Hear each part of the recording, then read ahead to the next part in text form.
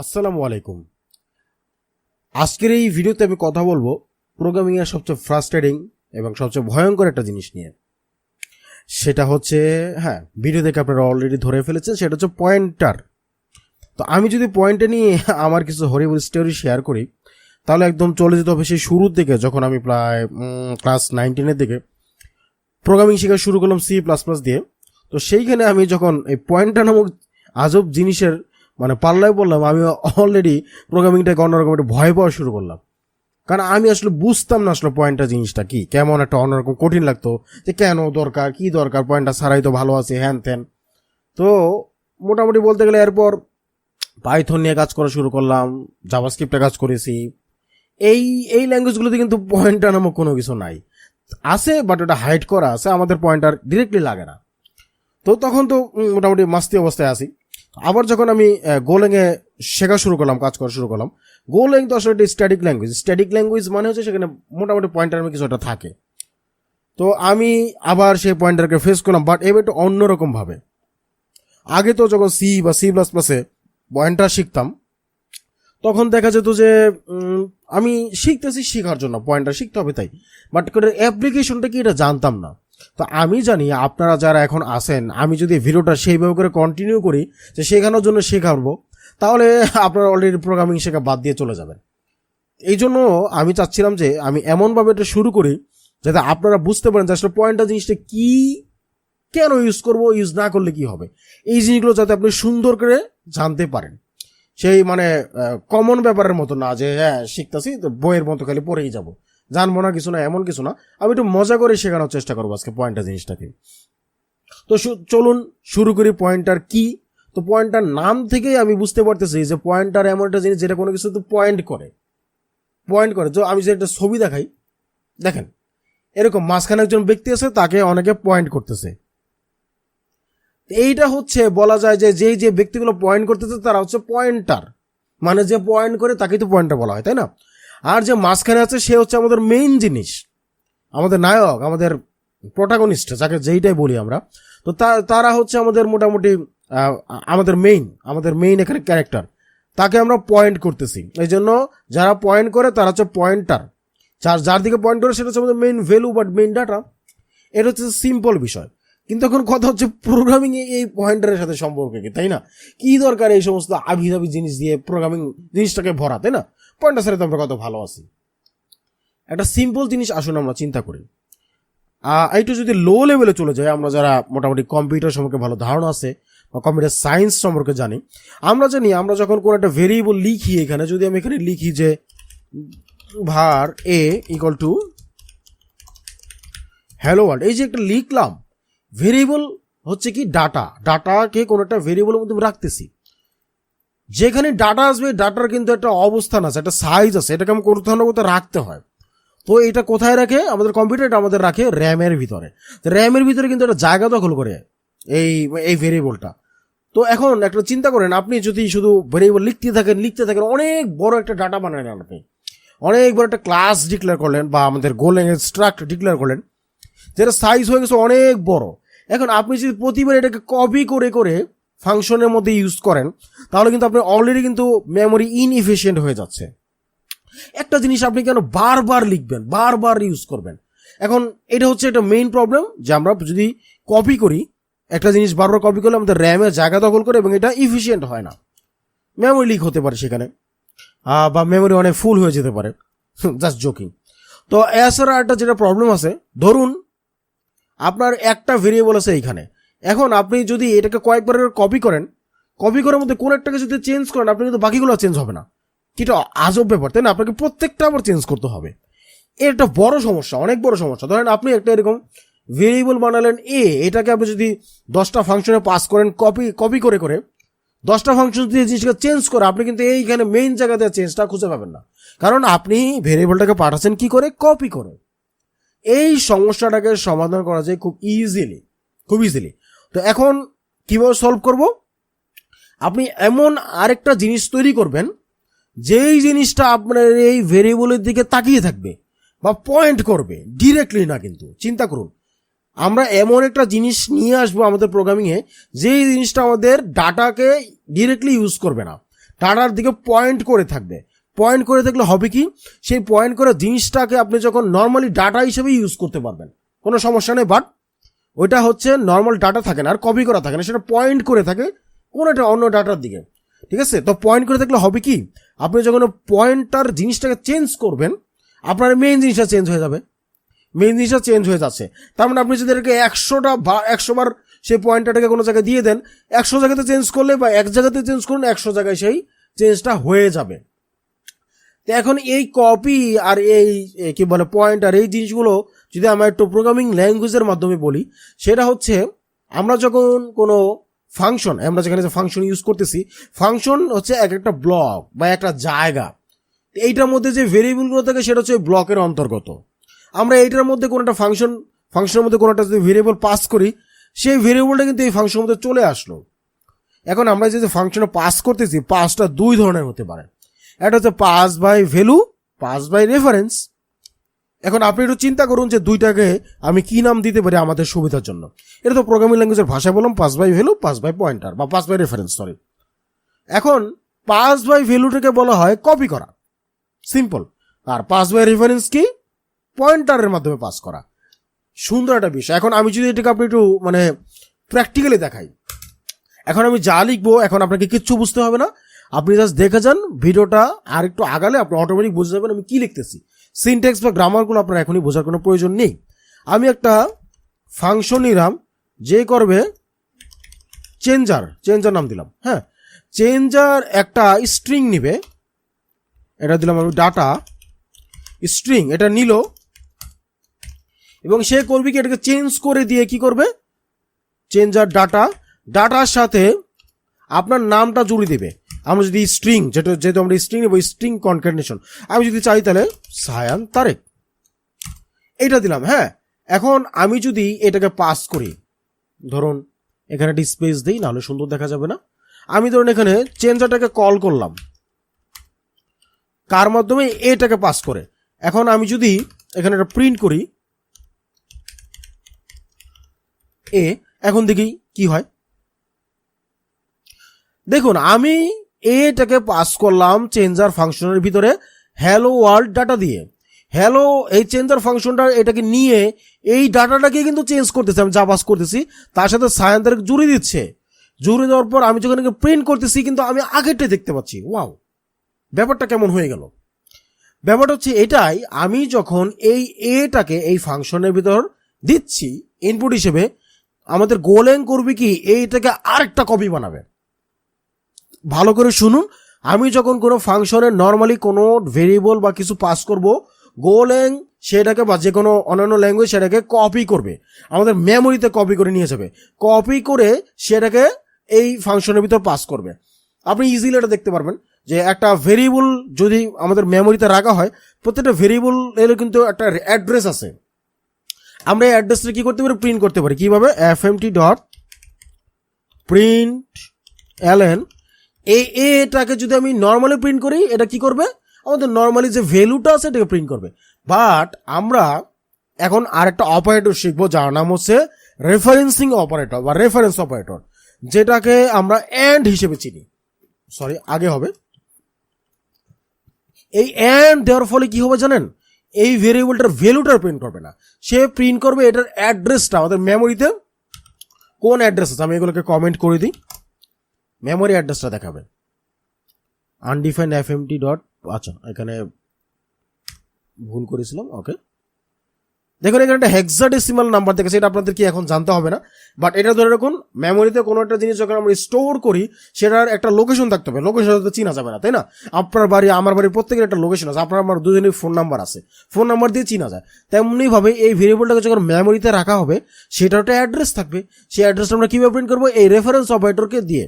Reference operator কোন একটা ভেরিয়েবলের সামনে লিখলে সেটার অ্যাড্রেসটা প্রিন্ট করবে। আচ্ছা ঠিক আছে, আমি যখন এটা প্রিন্ট করলাম, দেখুন আমি যখন এখানে আবার এখানে প্রিন্ট করব, এখন আমি কার অ্যাড্রেস দেখবো, ডাটার। আলটিমেটলি আমি এটাকে পাস করেছি এটার ভিতরে, তার মানে ডাটাটাই তো এটা হতে পারে। আচ্ছা, আমি এটার নামটাকে যদি চেঞ্জ করি একটু, এই দেই, তার মানে এটাকে যখন আমি এটার মধ্যে পাস করলাম, তো এইটার অ্যাড্রেস আর এটার তো সেম হওয়ার কথা, তাই না। দেখি তো তাহলে সেম কিনা। এইখানে কমেন্ট আউট করি, একদমই সেম না। দেখুন তারা এক ঘর করে বেড়ে গেছে, এটা ই ছিল এটা এফ ছিল। তার মানে চিন্তা করুন, তার মানে হচ্ছে আমি এই ফাংশনের ভিতরে এটা চেঞ্জ করলে আমার এটাতে কোনো চেঞ্জ আসবে না। কারণ কি, আমাদের এইটা একটা অ্যাড্রেসে আছে, এটা আরেকটা অ্যাড্রেসে আছে, দুইটা দুই জায়গায় আছে। সেই শুরুতে যেটা বললাম প্রবলেম, আপনি এখানে কপি করে পাস করতেছেন, যার ফলে হচ্ছে কি এই কপিটাকে চেঞ্জ করছে, এই কপিটা হচ্ছে ফাংশনের ভিতরে আছে, আমাদের মেইন জায়গার চেঞ্জ হচ্ছে না। এইটা হচ্ছে পাস বাই ভ্যালু বা কপি করার একটা অসুবিধা। আর আপনি তো এখানে দেখতে পাচ্ছেন, এখানে আমরা দুইটা একই জিনিস দুইবার করা হয়েছে, কপি করা মানে কপি যখন করলাম একই জিনিস দুইবার মেমোরিতে করা হয়েছে, দুইবার তৈরি করা হয়েছে। এই দুটো সমস্যা তো আপনারা প্র্যাকটিক্যালি চোখে দেখলেন, এটাকে এখন আমরা কিভাবে সলভ করব তাই আমরা দেখে আসুন চলুন। এখন আমরা দেখব আমরা আগের যে সমস্যাটা ফেস করলাম এটাকে আমরা কিভাবে সলভ করতে পারি। তো এখানে দেখুন যেই নতুন জিনিসটা দেখাচ্ছি সেটা হচ্ছে কি আমাদের এই রেফারেন্সিং অপারেটর। আবারও যদি বলি, রেফারেন্সিং অপারেটর কাজ হচ্ছে কোনো একটা ভেরিয়েবলের অ্যাড্রেসটাকে দেখানো, এটার অ্যাড্রেসটা গেছে সেটাকে আমরা দেখাচ্ছে। এখন এটা যদি আমরা উল্টা করি যে অ্যাড্রেসে কি আছে সেটা আমরা দেখব, সেটার নাম কি হবে, ডিরেফারেন্সিং অপারেটর। ডিরেফারেন্সিং অপারেটর কি আমরা একটু পরেই দেখব। তার আগে আসুন চলুন আমরা এখানে দেখি আমরা একটা ভেরিয়েবলকে কিভাবে ভ্যালু হিসেবে পাস না করে রেফারেন্স হিসেবে বা পয়েন্টার হিসেবে পাস করতে পারি। ইজি একটা ব্যাপার। আমি তাহলে কি করব, চেঞ্জার যে ফাংশনটা আছে এর মধ্যে ডিরেক্টলি ভ্যালুটা পাস না করে আমি এটাকে কি করব, এন্ড দিয়ে দিব। তার ফলে হচ্ছে কি আমাদের অ্যাড্রেসটা পাস করতেছে চেঞ্জারের মধ্যে। তো আমি চাইবো কি চেঞ্জার কি করবে, চেঞ্জার তার এটাকে দেখবে, ও আচ্ছা এটার মধ্যে অ্যাড্রেস পাস করছে, তার মানে এটার মধ্যে কোনো ভ্যালু নাই। যেই অ্যাড্রেসটা পাস করছে সেই অ্যাড্রেসে গিয়ে যেই ভ্যালুটা পাবো সেটাই হচ্ছে এটার ভ্যালু। চেঞ্জার এই এরকমটা করবে। বাট আমি যদি এখন এখানে রান করি, দেখুন এখানে আমাদের প্রবলেম দেখাচ্ছে কি, can not use and a type star string as string. দেখুন এখানে একটা খুবই গুরুত্বপূর্ণ ব্যাপার, এই চেঞ্জার নামক ফাংশনটা এই অ্যান্ড এ নিতে পারছে না, কারণ অ্যান্ড এ হচ্ছে একটা স্টার স্ট্রিং, চাচ্ছে কি সিম্পল স্ট্রিং। তাহলে স্টার স্ট্রিং আর সিম্পল স্ট্রিং এর মধ্যে পার্থক্য কি, এই তো ধরে ফেলেছেন। স্টার স্ট্রিং মানে হচ্ছে আমাদের এই স্ট্রিং এর একটা পয়েন্টার, আর এটা হচ্ছে নর্মাল স্ট্রিং। তো আমরা যখন একটা ভেরিয়েবলের সামনে স্টার দিয়ে দেব সেটা হয়ে গেল কি আমাদের একটা পয়েন্টার টাইপ হয়ে গেল। আর নর্মালি যখন আমরা একটা স্ট্রিং রাখি, যেমন এই যে এটা স্ট্রিং, যখন আমরা স্ট্রিং রাখি তখন এটা কি হয়, ভ্যালু স্ট্রিং। তাহলে আমরা এখন দেখব কিভাবে করে একটা ভেরিয়েবলকে পয়েন্টার হিসেবে পাস করতে হয়। তো আমরা যখন এখানে এই অ্যান্ড দিয়ে পাস করতেছি, এটা অলরেডি একটা পার্ট কমপ্লিট করে ফেলছি আমরা পয়েন্টারের। এখন আমরা এইখানে যখন এটার সামনে স্টার দিব তখন এটা কি হয়ে যাবে, তখন এটা হয়ে যাবে কি, এটা নর্মাল ভ্যালু না নিয়ে সেটা অ্যাড্রেস নেবে, সেই অ্যাড্রেসের মধ্যে যে ভ্যালু সেটা আমরা চেঞ্জ করব।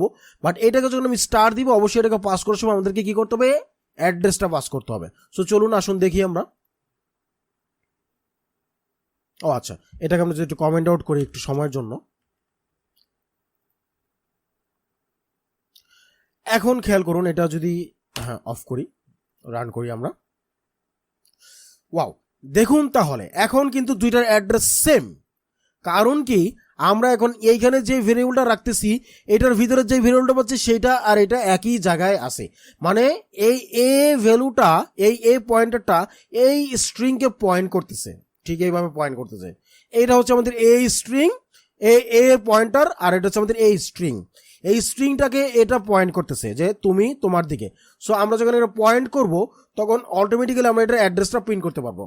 এখন চলুন আমরা দেখি যে এই যে পয়েন্ট করতেছে সে পয়েন্টের মধ্যে কোন ভ্যালুটা আছে আমরা এটা দেখবো। দেখুন আমি যদি এখানে fmt.print লাইন এইভাবে প্রিন্ট করি আমাকে অ্যাড্রেস দেখাচ্ছে, তাহলে এই অ্যাড্রেসে কোন ভ্যালু সেটা আমরা কিভাবে দেখবো। একটু আগে আমি বলেছি যে আমরা রেফারেন্স অপারেটরের একটা বিপরীত অপারেটর ইউজ করবো, যার নাম হচ্ছে ডিরেফারেন্সিং অপারেটর। একটা রেফারেন্সিং করা হয় অ্যান্ডের মাধ্যমে, ডিরেফারেন্সিং করা হয় স্টারের মাধ্যমে। দেখুন এখানে কনফিউজ হবে না, স্টারের মাধ্যমে আমরা পয়েন্টার ইউজ করি, পয়েন্টারকে আমরা ডিফাইন করি, আবার স্টারের মাধ্যমে আমরা মাল্টিপ্লাইও করি, আবার এখানে স্টারের মাধ্যমে একটা পয়েন্টার ভেরিয়েবলের ভ্যালু দেখতে পারি আমরা। তিনটা কাজ কিন্তু একসাথে করতে পারি আমরা। সো এটাতে কনফিউজ হবেন না। যদি আমি একটা প্রিন্ট করি, দেখুন তার মানে আমি যদি এটা লাইন কমেন্ট আউট করে দিই তারপর রান করি, তার মানে আমরা এখানে দেখতে পাচ্ছি যে এখানে যখন আমি স্টার দিচ্ছি সে করবে কি এই পয়েন্টারের মধ্যে যে ভ্যালুটা আছে সেটা প্রিন্ট করবে। প্রিন্ট এটা কি হ্যালো ওয়ার্ল্ড। তো আমরা যেটা চাচ্ছিলাম যে আমরা মেইন জিনিসটাকে চেঞ্জ করব। তো চেঞ্জ করার জন্য আমাদের কি করতে হবে, খুব সিম্পল। এখন আমরা এর সাথে এটা যোগ করতে পারবো না, কারণ এটা কি, এটা হচ্ছে আমাদের পয়েন্টার কি রাখে, পয়েন্টারের অ্যাড্রেস রাখে। তো আমরা তো অ্যাড্রেসের সাথে আমাদের নাম যোগ করতে পারি না, তাই না? আমরা কি করব, ওই অ্যাড্রেসে যে ভ্যালু আছে সেটার সাথে যোগ করবো, আমরা সেটাকে চেঞ্জ করব। তো সিম্পলি কি এটার ভ্যালুটা কি হবে, ইয়েস স্টার দিতে হবে। এখন আমি যদি চেঞ্জ করে রান করি, ওকে, আমি যদি এখানে এখন প্রিন্ট করি, এখন আমি প্রিন্ট করবো এটাকে দেখি আমরা চেঞ্জ হয়েছে কিনা। ইয়েস, আমরা চেঞ্জ করে ফেলছি। তো আমি কিন্তু পয়েন্টারের মাধ্যমে আপনাদের দুইটা জিনিস দেখালাম। একটা হচ্ছে কি মেমোরি ডুপ্লিকেশন কিভাবে আমরা রোধ করতে পারি। আমরা দেখতে পেলাম এইখানেও ভেরিয়েবলের যে অ্যাড্রেস, এখানেও সে অ্যাড্রেস ছিল, তার মানে আমরা সেম জিনিসটাকে দুই জায়গা থেকে পয়েন্ট করতেছি। আর আমরা আরেকটা জিনিস করলাম যে ভেরিয়েবলটা যখন বিভিন্ন জায়গায় পাস করব, যখন তারা একটা জায়গায় চেঞ্জ হবে সব জায়গায় আমি চেঞ্জ দেখতে চাই। তো এইটা হচ্ছে মোটামুটি আমাদের পয়েন্টারের মেইন ধারণা। পয়েন্টার তাহলে আমাদের এই দুইটা জায়গায় খুব মানে উপকার করছে আমাদের, কি মেমোরি ডুপ্লিকেশন রোধ করতেছে। আরেকটা হচ্ছে একটা ভেরিয়েবলকে যখন 100টা জায়গায় 200টা ইউজ করব, এক জায়গায় চেঞ্জ হলে বাকি জায়গাগুলো চেঞ্জ হয়ে যাবে এইটা। তবে এই জন্য বলি কি পয়েন্টারটাকে খুব সতর্কতার সাথে ব্যবহার করবে, কারণ আপনি চাচ্ছেন না যে এক জায়গায় চেঞ্জ হলে বাকি জায়গায় চেঞ্জ করা দরকার। তারপর তবু যদি আপনি পয়েন্টার ইউজ করেন কি হবে, একটা মেল ফাংশন হয়ে যাবে ডাটাটা। এখন আমরা যেই মানে পয়েন্টটা নিয়ে কথা বলার সময় যে জিনিসটা জানলাম, একটা ফাংশনে ভ্যালু পাস করার সময় আমরা মানে একটা ডাটা পাস করার সময় দুইভাবে করতে পারি। একটা হচ্ছে পাস বাই ভ্যালু, যেটাকে বলে আমরা কপি করে পাঠানো, আর এটা হচ্ছে পাস বাই রেফারেন্স, যেটা হচ্ছে পয়েন্টারের মাধ্যমে পাঠানো। এইটা হচ্ছে আমাদের পাস বাই রেফারেন্স। আর আরেকটা যেটা ছিল সেটা হচ্ছে পাস বাই ভ্যালু, যে আমি এটাকে আবারও লিখি চেঞ্জ ইয়ার ভি2, এইটা। তো আমি যদি এখানে আচ্ছা চেঞ্জ ইয়ার, একটা নাম দিয়ে সুন্দর চেঞ্জ ইয়ার। সো আমি যদি এখানে চেঞ্জ আর পাস বাই ভ্যালুটাকে কল করি ভ্যালু দিয়ে, আর চেঞ্জ আর পাস বাই রেফারেন্সটাকে কল করব রেফারেন্স দিয়ে। তো এইটা হচ্ছে আমাদের মোটামুটি কি পাস বাই ভ্যালু এবং পাস বাই রেফারেন্স। অন্যান্য ল্যাঙ্গুয়েজের কথা কি আমি জানি না, বাট গোল্যাং এ পাস বাই রেফারেন্স নামে কিচ্ছু নেই। আবারও বলতেছি, গোল্যাং এ পাস বাই রেফারেন্স নামে কিচ্ছু নেই। আপনি একটা ফাংশনে যাই পাস করেন সেটা ভ্যালু হিসেবে পাস হবে এবং সেটা কপি হয়ে যাবে। কিন্তু এখানে একটা গর্চা আছে। গর্চাটা কি, আমি যখন এখানে ডিরেক্টলি পাস বাই ভ্যালু দেবো একটা ভেরিয়েবলটাকে কপি করবে, আর আমি যখন এখানে ভ্যালুটাকে কপি করে পাস করব অ্যাড্রেস হিসেবে, অ্যাড্রেসটাকে কপি করবে। দেখুন অ্যাড্রেস কপি করলে কিন্তু কোনো সমস্যা নেই। আপনার অ্যাড্রেস যদি আপনি ঢাকায় থাকেন, এই ঢাকা কথাটা 100 বার 100 জায়গায় আপনি ইউজ করলে কিন্তু সমস্যা নেই, কারণ সেই ঢাকায় গিয়ে আপনাকে পাবে। এই জন্য বলি কি, মানে এখানে যদি আপনি অ্যাড্রেসটাকে যতই কপি করা হোক, এখানে সেই অ্যাড্রেসে কোন ভ্যালুটা আছে সেটা আমরা খুঁজে পাবো, তাহলে তো আমাদের হয়ে যাচ্ছে। তো এটা হচ্ছে মোটামুটি গোল্যাং এর একটা পার্থক্য, যে পাস বাই ভ্যালু এবং পাস বাই রেফারেন্স। গোল্যাং এর সবকিছু সেটা পাস বাই ভ্যালু। গোল্যাং এ আপনি যখন একটা এই রেফারেন্স হিসেবে পাস করছেন, এটাকে জাস্ট করবে কি এই ভেরিয়েবলের অ্যাড্রেসটাকে একে কপি করে পাস করবে। সো আমরা তারপর কি করবো, এই অ্যাড্রেসের মধ্যে যে ভ্যালু থাকে সেটাকে চেঞ্জ করতেছি। তো আমি আর ভিডিওটা বড় করবো না, অনেক বড় অলরেডি হয়ে গেছে। এই ভিডিওটা আমি জানি আপনাদের কাছে অনেকের কাছে কঠিন লাগবে, যারা এর আগে এগুলো নিয়ে কাজ করেননি বা কঠিন। আমি এই জন্য বলবো কি, আপনি ভিডিওটা 2 থেকে 3 বার করে দেখবেন। তবুও না বুঝলে আমাকে নক করবেন, আমি অবশ্যই আপনাকে হেল্প করবো। But I am damn sure আপনাদের ভিডিওটা কয়েকবার দেখার পর অবশ্যই পয়েন্টার জিনিসটা ক্লিয়ার হয়ে যাবে। কারণ আমি আসলে ওই গদবাদের টেক্সট বুকের মধ্যে বুঝাইনি, আমি এটার ইমপ্লিকেশন অ্যাপ্লিকেশন কি সেটাও বুঝিয়েছি, এবং গোল্যাং এটা কিভাবে করে ইউজ করে সেটাও দেখেছি, এবং পয়েন্টারের সিনট্যাক্সটা কি তাও দেখেছি। এইভাবে করে একটা ভেরিয়েবলের সামনে স্টার দিলে সেটা পয়েন্টার হয়ে যাচ্ছে। তো এইভাবে করে আমরা পয়েন্টারটাকে ইউজ করতে পারি। তো পয়েন্টার হচ্ছে গোল্যাং এর রেফারেন্স ডাটা টাইপ। গোল্যাং এ অনেকগুলো রেফারেন্স ডাটা টাইপ আছে। তো আমি শুরুই করলাম হচ্ছে পয়েন্টার দিয়ে, কারণ পয়েন্টারকে বলা হয় the father of all reference type. সকল রেফারেন্স টাইপ শুরু হয় পয়েন্টার দিয়ে। সো এই জন্য আমি পয়েন্টারের কনসেপ্টটা ক্লিয়ার করে নিলাম, যাতে পরবর্তী যখন আমি রেফারেন্স টাইপগুলো নিয়ে কথা বলবো তখন আপনাদের কাছে বুঝতে সুবিধা হয়। তো রেফারেন্স টাইপ জিনিসটা কি, রেফারেন্স টাইপ জিনিসটা যেটা ডিরেক্টলি কোনো ভ্যালু হোল্ড করে না, সেটা হচ্ছে অ্যাড্রেস হোল্ড করে। অ্যাড্রেসের মধ্যে যে ভ্যালু আছে সেটা নিয়ে আমরা কাজ করতে পারবো। এই হচ্ছে মোটামুটি আমাদের আজকের পয়েন্টটা নিয়ে আলোচনা। আশা করি আপনাদের সবারই খুব ভালো লাগবে। ধন্যবাদ।